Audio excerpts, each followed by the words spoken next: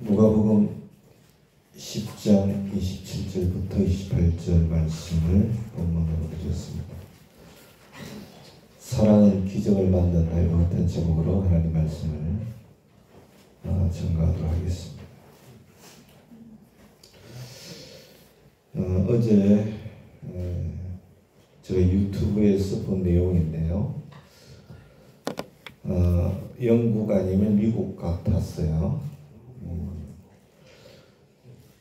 어느 시골 교회에 한 나이 많으신 목사님께서 부임을 하셨는데 부임 이후에 첫 주일을 맞아가지고 목사님께서 사랑에 관한 설교 말씀을 하셨습니다.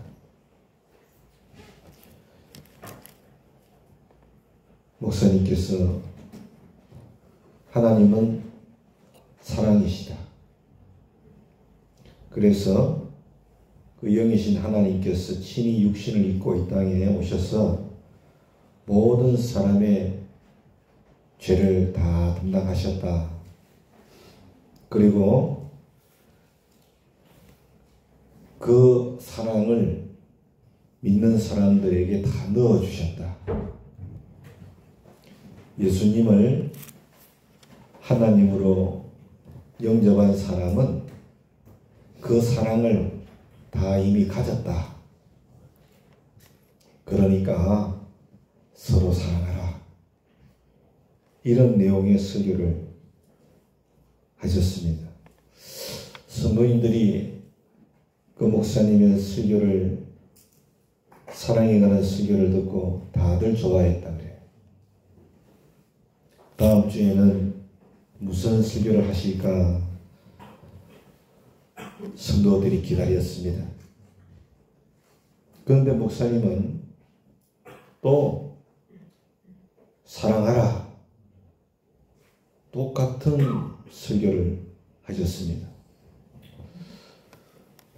성도님들이 좀 짜증이 났어요. 다음 주에는 다른 것을 하시겠지. 다음 주가 되었습니다. 그런데 또 사랑하라, 그렇게 말씀을 전하셨습니다.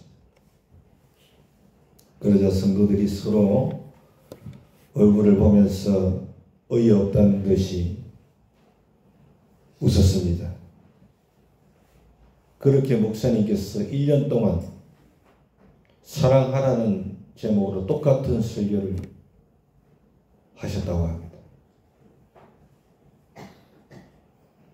성도들이 화가 났어요.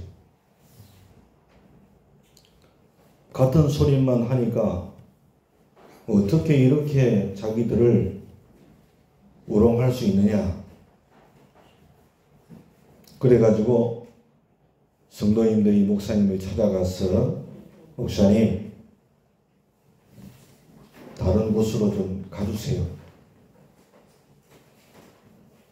그렇게 부탁을 드린 거예요. 목사님께서 아무 말도 없이 짐을 싸셨다 합니다. 그래가지고서는 이제 고별 예배를 드리게 되었는데, 성도들은 솔직히 목사님께서 그렇게 빨리 짐을 싸실지 몰랐어요. 그래서 약간 양심의 가책을 느끼면서 마지막 설교를 경청했는데, 목사님께서 관객석 앞에 서셔가지고 설교 말씀을 전하는데, 그 마지막 설교도 서로 사랑하라, 똑같은 설교를 하셨습니다. 성도들이 묵묵히 들었습니다. 그런데 참 이상한 일이 생겼어요. 성도들이 그 목사님의 설교를, 똑같은 설교를 듣는데 눈물을 흘리기 시작했다는 것입니다. 오죽하면 가시는 날까지 사랑하라고 설교하실까?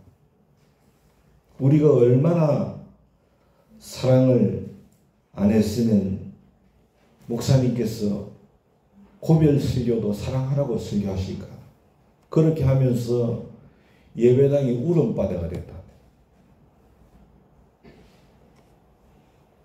예배가 끝나자 성도들이 목사님께 달려가가지고 목사님, 우리가 정말 잘못했습니다. 이제 알았습니다. 예수님처럼 사랑할 수 있었는데 우리가 그렇지 못했습니다.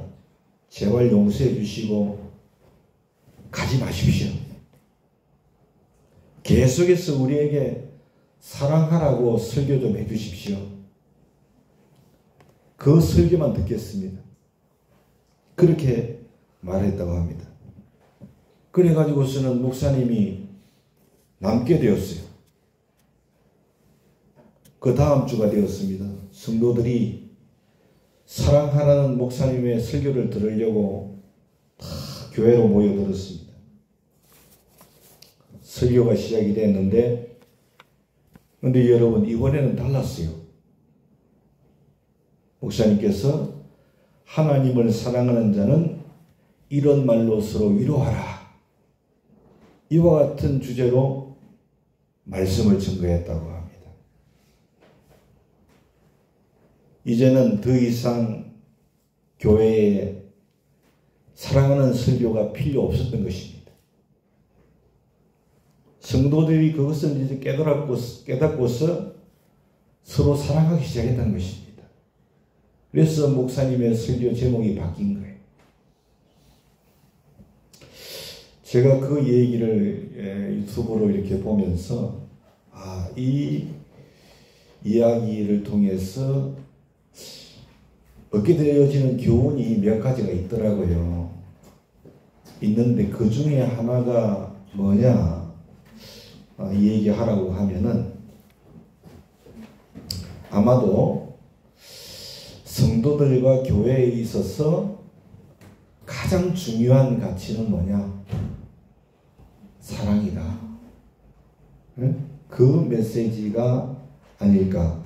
가장 크고 귀한 것이 사랑이다. 네. 그런 생각을 하게 되었습니다. 이제 드리려고 하는 얘기는 1930년대에 미국에서 일어났던 실화입니다. 실화인데 여러분 아시는 분은 아시겠지만은 역사적으로 1930년대는 미국은 경제공황으로 많은 사람들이 힘든 삶을 살았던 때입니다. 그래서 사람들이 일자리를 찾지도 못하고 또 가난과 궁핍에서 벗어나기도 힘들었던 시대가 미국의 1930년대 경제공황 시대입니다. 그 당시에 한 청년이 있었는데 호주머니에 동전 몇 개밖에 없었다 그래요. 그 동전 몇 개를 가지고서 이제 한 끼 식사를 위해서 빵을 한 덩어리 샀는데 이제 그 빵을 먹고 나면은 그 청년도 다음 날부터는 어떻게 살아야 될지 상황이 암담했어요. 그래서 빵을 사가지고 이제 집으로 가는데 그 길에 구걸하는 노인을 본 거예요. 그 청년이. 그래가지고서는 너무나도 그 노인이 불쌍해서 불쌍한 마음이 들어가지고 자기가 산 그 빵, 그 절반을 잘라가지고 노인에게 줬다는 거예요. 근데 그 노인이 빵을 받자마자 허겁지겁 먹을 것 같았는데 그 노인이 빵을 받자마자 자기 옆에서 구두 닦고 있던, 구두 닦기를 하는 그 소년, 어린 그 소년에게 자기가 받은 빵의 절반을 떼어서 주더라는 거예요. 예? 그 소년은 오랫동안 굶어서 그런지 몸이 많이 야위어 있었다 그래요. 그 구두 닦기 소년이 그 노인과 그 청년에게 감사하다고 인사말을 하고서는 맛있게 빵을 먹었다 그럽니다. 그런데 어디서 빵 냄새를 맡았는지 강아지 한 마리가 달려와 가지고 그 구두 닦기 소년의 다리 밑에서 매달려 가지고서 낑낑대더라는 거예요. 잠시 고민하던 그 소년이 자기가 먹던 그 빵을 조금 잘라가지고 강아지에게 줬대요. 강아지가 빵 맛을 봐놓으니까 가장 큰 빵을 들고 있던 청년에게 다시 가가지고서는 여러분 낑낑대기를 시작했습니다. 그 청년이 강아지를 보니까 자기하고 너무 많이 닮았더래요. 강아지가. 그래가지고서는 그 남은 빵을 조금 띄어서 강아지에게 주는데 그 강아지 목에 보니까 목걸이가 걸려있더라는 거예요. 그 목걸이 보니까 그 강아지 주인의 그 주소가 적혀 있었다고 합니다. 그래서 그 청년이 강아지를 안고서 주인을 찾아간 거예요. 그랬더니 아니 주인이 잃어버린 강아지를 찾아주니까 너무 좋아가지고 너무 기뻐가지고서는 청년에게 너무나 감사하다고 너무나 고맙다고 하면서 사례를 했대요. 그리고 그 청년의 마음이 너무나도 따뜻한 것을 알고서는 따뜻한 마음을 가진 청년인 것을 알고서는 그 강아지 주인이 회사를 운영을 했는데 여러분 내가 이렇게 회사를 운영하는데 당신 같은 사람이 직원으로 있으면 너무 좋겠다고 그래가지고서는 여러분 취업을 했다. 사랑하는 여러분, 우리는 이 이야기 속에서 이 청년의 이 작은 나눔의 사랑, 그 작은 나눔의 사랑이 결국에는 그에게 큰 기적으로 다가왔다. 큰 축복으로 돌아갔다는 것을 깨닫게 되죠. 오늘 제목이 뭡니까? 사랑은 기적을 만든다. 그렇죠? 사랑을 행하니까 기적이 일어난 거예요. 이와 같은 기적과 축복은 잠언 11장 24절 25절 흩어 구제하여도 더욱 부하게 되는 일이 있다 그랬어요. 과도히 아껴도 가난하게 될 뿐이다. 구제를 좋아하는 자는 풍족하여질 것이다. 남을 윤택하게 하는 자는 자기도 윤택하여지리라. 이 말씀이 응한 줄로 믿습니다. 하나님의 말씀은 진리입니다. 믿으십니까? 그리고 그 청년에게 임한 기적과 축복은요, 그 청년의 나눔의 사랑은요, 할아버지에게 소년에게 그 할아버지가 소년에게 또 강아지에게까지 갔는데 결국은 그 청년의 나눔의 사랑은 사람을 향한 것이 아니고 하나님께 한 거예요. 마태복음 25장 40절 45절 이런 말씀 40절에 내가 진실로 너희에게 이르노니 너희가 여기 내 형제 중에 지극히 작은 자 하나에게 한 것이 곧 내게 한 것이니라. 아멘. 하나님께서 보셨을 때는 하나님께 한 거예요. 45절에 지극히 작은 자 하나에게 하지 아니한 것이 곧 내게 하지 아니한 것이니라. 그렇게 말씀하셨어요. 그러니까 하나님이 그에게 복을 주신 거예요. 사랑하는 여러분, 영어로 기업을 뜻하는 컴퍼니, 여러분 들어보셨죠? 이 컴퍼니라는 영어 단어는요, 라틴어의 꿈파네에서 온 말이에요. 꿈은 뭐냐 하면은 꿈은 뭐냐 하면은 함께라는 말이에요. 함께. 그리고 파네는 빵을 나눈다라는 의미입니다. 그런 뜻입니다. 그러니까 기업이라는 것은 뭔가를 함께 나누는 것이 기업의 의미인 겁니다. 참 의미예요. 그러므로 여러분, 청년이 빵을 나누듯이 내가 가진 것 중에 작은 것이라도 어려운 이웃과 나누고, 또한 주님이 내게 주신 달란트, 시간, 사랑을 나누면은 여러분 그곳에 행복과 기쁨과 은혜가 꼽히는 줄로 믿습니다. 그 행복과 기쁨과 은혜의 바이러스가 퍼져서 모두가 행복해지는 것, 이것은 너무나도 당연한 이치 아니겠습니까?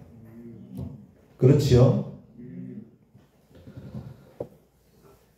사랑하는 여러분, 하나님께서 우리 교회에 원하시는 것은 엄청난 기부나 큰 사역을 주님이 원하신다, 그렇게 생각하지는 않습니다. 작은 것이라도 사랑을 담아서 어렵고 불쌍한 이웃을 자기 몸처럼 사랑하는 것이죠. 그리고 형제를 불쌍히 여기고 용납해주고 용서해주는 것. 할렐루야. 그것을 우리 주님께서 원하신다는 것을 알기를 원합니다. 하나님은 결코 우리가 말로만 교회에서 하나님 사랑합니다, 100번 고백한다 할지라도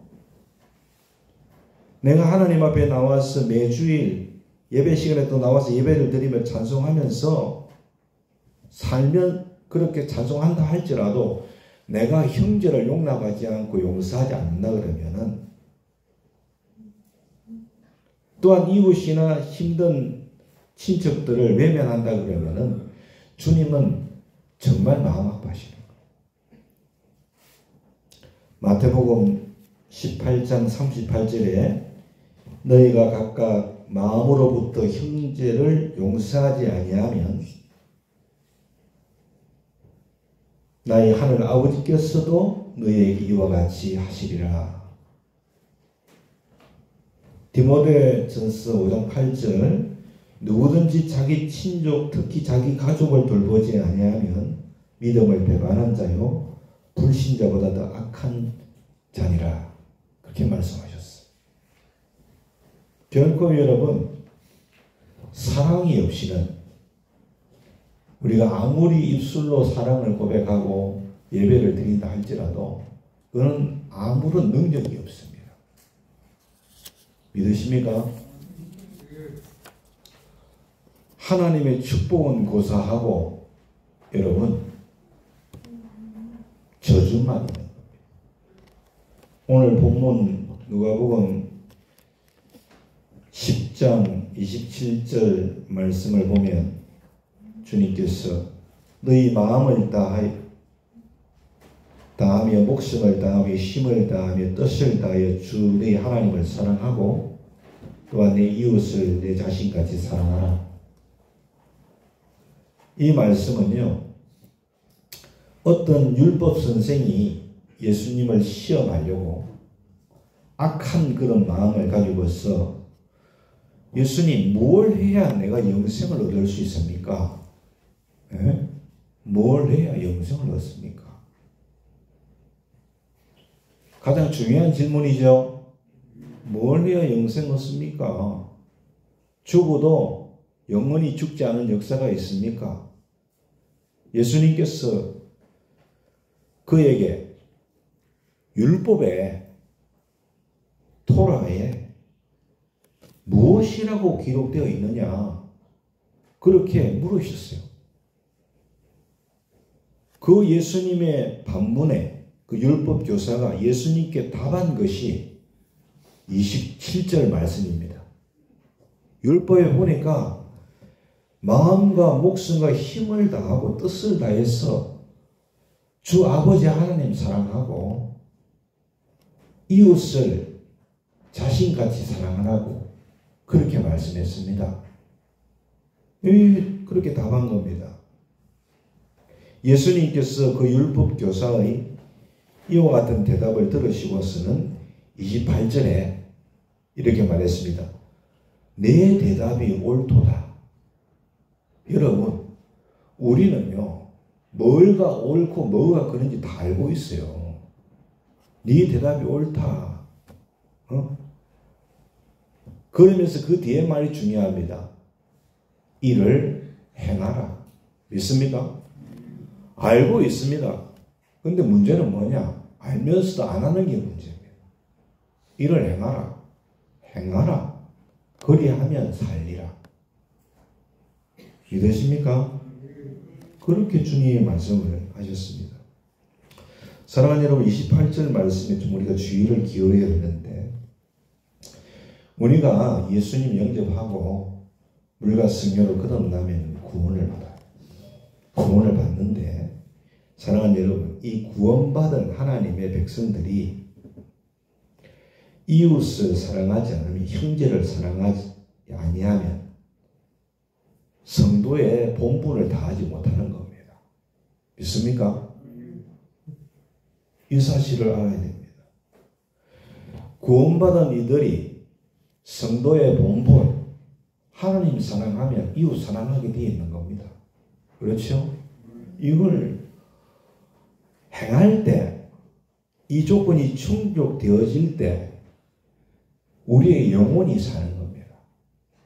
우리의 영혼이. 믿습니까? 영혼의 기쁨이 있어요. 할렐루야. 영혼의 즐거움이 있어요. 할렐루야. 영혼이 사는 겁니다. 그리고 그 율법 선생이 자기를 옳게 보이기 위해서 다시금 예수님께 물었습니다. 그러면 내 이웃이 누굽니까? 내 이웃이. 예수님께서 그 율법교사에게의 질문에 그 유명한 강도 만난 자의 비유를 하셨어요. 그렇지요? 그 비유를 말씀하시고 그 율법 선생으로 하여금 그 강도 만난 자에게 자비를 베푼 사람이 그 사람의 이웃입니다. 그 말을 이끌어내셨어요. 할렐루야. 자비를 베푼 자가 그 사람의 이웃입니다. 믿으십니까? 그러시면서 주님이 또 말씀하십니다. 너도 이와 같이 하라. 이와 같이 해라. 할렐루야. 저는 우리 교회 성도님들에게 진정한 이웃이 되기를 원합니다. 우리 성도님들도 교회 안에서 진정한 이웃이 되기를 원합니다. 용납하고 용서해주고 어려울 때 도움을 줄 수 있는, 할렐루야, 진정한 이웃이 될 수 있기를 소원합니다. 여러분, 이 시대에 우리가요, 교회가 정말 냉혹하고 치열하면서 전쟁터와 같은 이 냉랭한 세상을 뭘로 우리가 변화시킬 수 있겠어요, 여러분요? 여러분, 뭘로 변화시킬 수 있겠어요? 오직 사랑밖에는 없는 줄로 믿습니다. 사랑이에요. 여러분요, 뭐 전도도 중요하고 뭐 기도도 중요하고 뭐 다 중요한 것일 수 있는데요, 제일 중요한 것은 교회의 사랑이에요. 할렐루야. 사랑 없으면요 아무것도 아니래요. 믿으십니까? 이 세상을, 이 냉랭한 세상을 변화시킬 수 있는 힘은 오직 하나님 사랑밖에 없어요.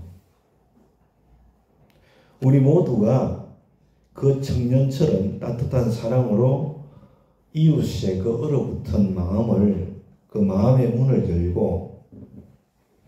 열 수 있게 하고 예수님의 사랑의 꽃을 활짝 피울 수 있도록, 믿습니까?